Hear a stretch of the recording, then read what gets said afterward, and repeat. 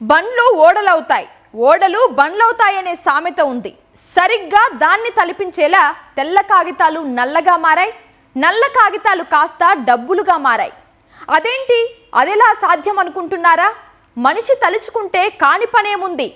ఓ వ్యక్తి ఓ ప్రత్యేకమైన ద్రావణాన్ని తయారు చేశాడు.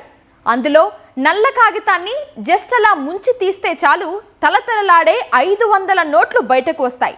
ఇంకేముంది, డబ్బే డబ్బు అంటూ ఓ వ్యాపారి సంబరపడ్డాడు. చేతిలో ఉన్నదంతా ఊడ్చి అతని చేతికిచ్చాడు. ఆ తర్వాత ఏం జరిగిందో మీరే చూడండి.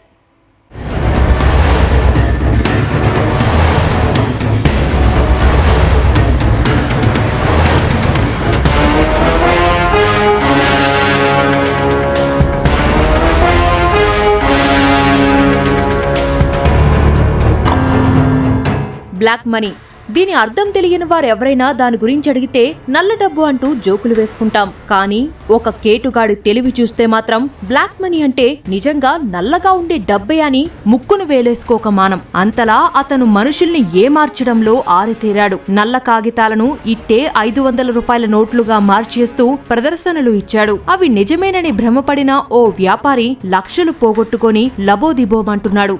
అసలెవరీ కేటుగాడు?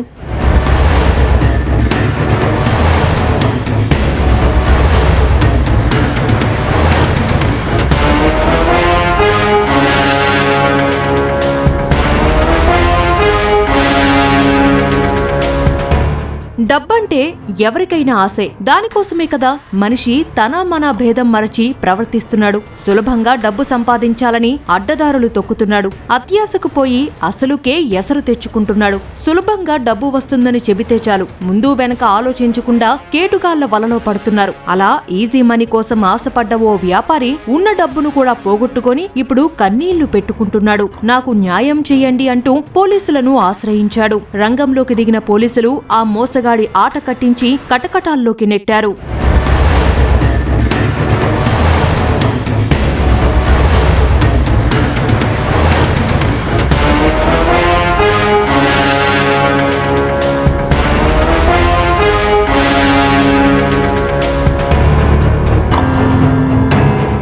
ఇదిగో ఇక్కడ పోలీసులు చూపిస్తున్నది నల్ల కాగితాల రూపంలో ఉన్న నకిలీ నగదు. ద్రావణంలో ముంచి తీస్తే అసలైన కాగితాలుగా ఎలా కనిపిస్తున్నాయో చూశారుగా. దీన్నే మంత్రదండంగా ఉపయోగించి మోసాలకు పాల్పడుతున్నాడు ఓ కేటుగాడు. అతనే ఆంధ్రప్రదేశ్ ఏలూరు జిల్లా ఉంగుటూరు మండలం చేబ్రోలుకు చెందిన ప్రేమ్ చంద్. చదువు సంధ్యల మాట తెలియదుగాని మోసం చేయటంలో మాత్రం ఆరితేరాడు. నల్ల కాగితాలతో డబ్బు తయారు చేస్తానంటూ పెద్ద ఎత్తున ప్రచారం చేస్తాడు. అతని మాటలు కాస్త నమ్మినా ఇక అంతే సంగతులు.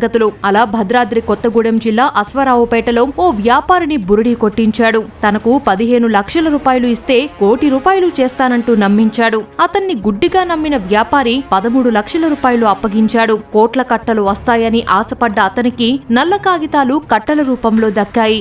అన్ని కూడా 500 కరెన్సీ నోట్స్ ఎగ్జాక్ట్ మెజర్మెంట్స్ ఉన్నటువంటి పేపర్స్.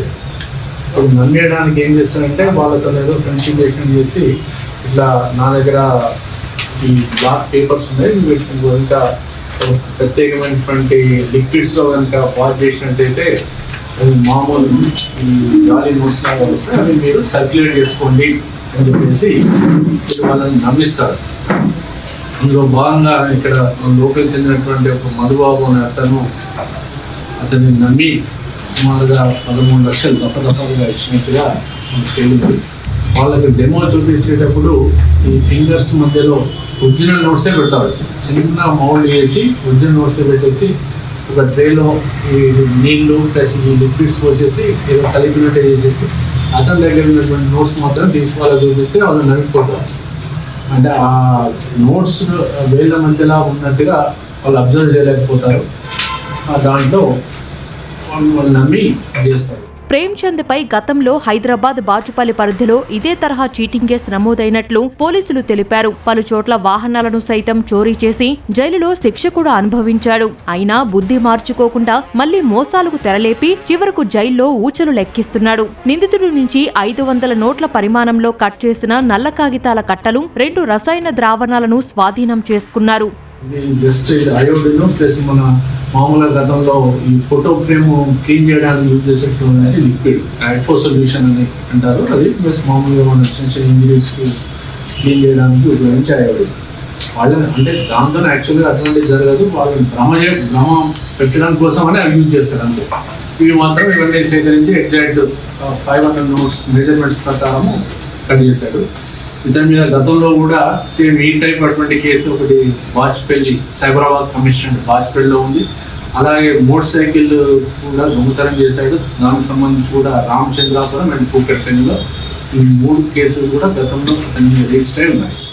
ఇటీవల హైదరాబాద్లోనూ 2 విదేశీయులు ఇదే తరహా మోసానికి పాల్పడి జైలు పాలయ్యారు. అయినా ప్రజలు అప్రమత్తంగా లేకుండా ఇలాంటి మోసాల బారిన పడటం ఆందోళనకరంగా మారింది. మోసపోయేవారుంటే మోసాలు చేసేవారు పుట్టుకొస్తూనే ఉంటారనడానికి ఇదే నిదర్శనం.